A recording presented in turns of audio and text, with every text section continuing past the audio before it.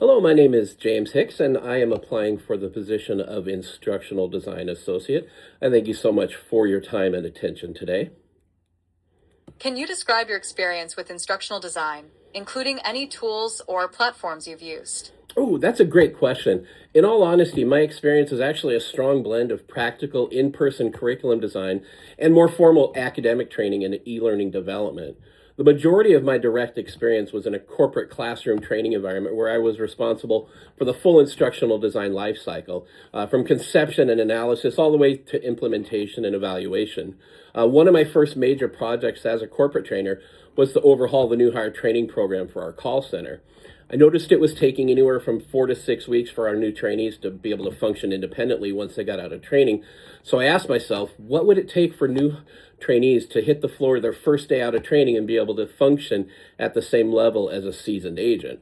I didn't know this at the time, but that became my very first instructional objective. I broke down every process and policy, and I redesigned the onboarding curriculum from the ground up. It turned out to be a huge success. Within 1 year of implementing my new onboarding program, the turnover in our call center dropped from 25% all the way down to 5%.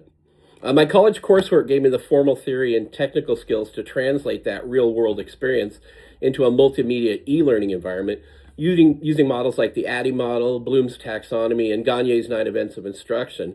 I've applied these in hands-on projects like designing a complete e-learning course for telecommunications agents to handle live video calls. Through that and project and others, I've gained hands-on experience using primary e-learning authoring tools like Articulate 360, Adobe Captivate, and iSpring Suite. I've also worked with learning management systems like Canvas, SharePoint, as well as Workday from my corporate environment. Even in my role as a social media specialist, I use instructional design principles every day. I have to diagnose complex user issues and translate highly technical information into simple, clear, and effective solutions for my customers, and it really is the core of user-centric design. Can you describe a time when you had to quickly learn a new software or technology to complete a project? How did you approach the learning curve? Oh, yes. I had a very enlightening experience with this in a recent class as part of my degree program. As it turns out, this became a boot camp for rapid learning. The course required us to deliver a new high-stakes presentation every single week, with the core requirement being that we had to use a different presentation platform for each assignment. Now, the first presentation was relatively easy because I got to use PowerPoint, which I was already very familiar with. For the next presentation, I used Google Slides, which was similar enough to PowerPoint. I was still able to adapt and make it do what I wanted. After that, however, I had to master new platforms that I'd never used or even seen before. The two that proved to be the most challenging were Prezi and Powtoon. It's just their design philosophies were completely different from the traditional linear slides I was used to. My goal wasn't just to use the software. I wanted to master it well enough to, in just a few days, to deliver a polished, professional quality product on a tight deadline. To do this, I had to take a methodical approach. First, I decided to dedicate 1 hour to understanding the core purpose of each new tool. As I mentioned, Google Slides was just a PowerPoint clone, so that one was fairly straightforward. But Prezi, that was built for nonlinear conversational presentations, and Powtoons was great at creating animated video-style story presentations. Next, I tried to find a few highly rated quick start tutorials, mostly from YouTube or the platform's help center, to just help me understand the basic user interfaces and mechanics. Finally, and this was the most important step, I got hands-on immediately. I started building the actual presentation, applying the new concepts as I learned them, and this kind of practice as you learn method was much faster than just watching hours of videos first. This allowed me to fail fast, fix my mistakes, and build muscle memory with these new tools. By following this structured approach, I was able to successfully learn both platforms and deliver every presentation on time. More importantly, that class taught me a repeatable process for tackling any new technology. I proved that I can start from zero on an unfamiliar platform, understand its unique strengths, and then become proficient enough to create a high-quality production under a deadline. How do you incorporate feedback from learners, instructors, and stakeholders to improve course design? Oh, that's a great question. Feedback is a critical component of the evaluation or the E stage of the ADDIE model, and I really believe that it's a continuous loop that permeates every stage of the design process. I rely heavily on gathering feedback, especially formative feedback, to ensure that final product is truly user-centered and effective. On a previous project, I led a team of 12 stakeholders to write, produce, and create a new company video. Everyone came in with a different vision for the project, so I had to design a structured feedback loop to help focus our efforts. We utilized anonymous submissions. We held facilitated discussions to review the pros and cons of each idea, and then we voted on the one we wanted to bring to life. To maintain everyone's buy-in, I incorporated a small piece of each suggestion into the final product. And I would apply this same collaborative, formative approach when working with SMEs to ensure that their feedback is heard and integrated at every step in the process. For summative feedback, I rely heavily on data to evaluate the effectiveness of a solution after it's been implemented. In my current role as a social media specialist, I don't just respond to customers. I use analytics to track my team's success and continuously improve our strategies. Things like response times, resolution rates, and customer sentiments are critical for this. I'd apply this same data-driven approach to an instructional design project by using learner performance data, assessment scores, and post-course surveys to measure its impact and identify areas for improvement. Finally, my social media role is also a perfect example of a continuous real-time feedback loop. Managing dozens of incoming posts and direct messages every day allows me to immediately diagnose what users are struggling with. And this has led me to publicly post known solutions to customer issues that have been resolved, essentially creating these micro-learning documents and job aids based on direct user feedback.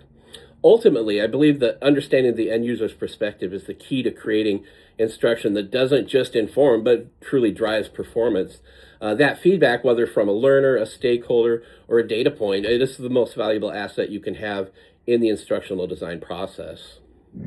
Can you give an example of how you use multimedia elements to enhance a course or a learning module? During my coursework, I developed a step-by-step tutorial for making a DIY e-liquid recipe, utilizing several elements of Richard Mayer's principles of multimedia design. Mixing can be a complex and safety-critical process, so my primary goal was to ensure the instructions were as clear and as safe as possible, and this is really where Mayer's principles came into play. To handle the safety information, I applied spatial contiguity principle. On the safety and storage slide, I didn't just list out the warnings, I actually placed text like never handle concentrated nicotine with your bare hands directly next to the image of the nitrile gloves. This immediate close placement was meant to reduce cognitive load and ensure the learner instantly connected the warning with the correct action. To introduce new concepts, I use the modality and the temporal contiguity principles. Instead of forcing the learner to read long blocks of text while trying to examine images, I presented the information through narration. As I narrated the tools and ingredients section, the labeled images for each item, like the digital scales or the bottles, appeared on the screen at the exact same time as the narration. Now, this allowed learners to effectively use both their audio and visual sensory input channels to reduce cognitive load and avoid overwhelming the learner. To manage the complex recipe, the core of the tutorial was a 13-step mixing process, which would be overwhelming as a single list. So I applied the segmentation principle, and I broke the process into 13 distinct bite-sized actions, and I placed each one on an individual slide. Then I gave the learner full control with navigational buttons, so they could go forward and backward at their own pace, allowing them to master each step of the recipe before moving on to the next. This sort of thing can be crucial for a process like this that demands precision. The result was a learning module that was enhanced on just about every level. By applying these proven principles, I was able to take a very complex process and transform it into a safe, manageable, and user-controlled learning experience that builds the learner's confidence at each step. What is your greatest strength as an instructional designer, and how does it benefit your work? I actually think my greatest strength in life is my empathy. This is actually one of my top 5 strengths according to the High 5 assessment, where I scored a full 33% as an empathizer, followed closely by 32% as a deliverer, 19% as a thinker, and 15% as a motivator. As an instructional designer, this empathy comes across as my ability to truly put myself in the learner's shoes and understand their perspective. It allows me to ask critical questions like, what are their existing frustrations? What are their pain points? What is the real reason they aren't grasping a concept? And how are they feeling at that moment? This strength benefits my work by being the foundation of my entire design process. I believe the understanding the end user's perspective is the key to creating instruction that doesn't just inform, it truly drives performance. I have two really great examples of this in action. As I mentioned before, when I was a corporate trainer, I redesigned our new hire onboarding program, ended up reducing our turnover rate from 25% to 5% in a year. This new program was successful because I designed it from an empathetic, learner-centric perspective. I focus on what would make them feel confident, empowered, and prepared to do their job, not just on a checklist of what the company needed them to learn. In my current role as a social media specialist, I'm not just answering questions, I'm diagnosing complex customer issues and trying to understand the frustration behind some of these inflammatory posts. This empathy allows me to translate complex technical information into simple, clear, and effective solutions that actually help my customers overcome these frustrating issues.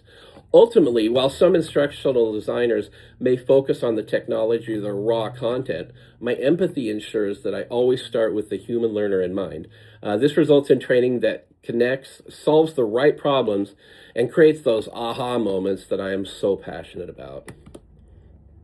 I thank you so much for your time. I'm really excited about this opportunity, and I can't wait to hear back from you. Thank you for your time.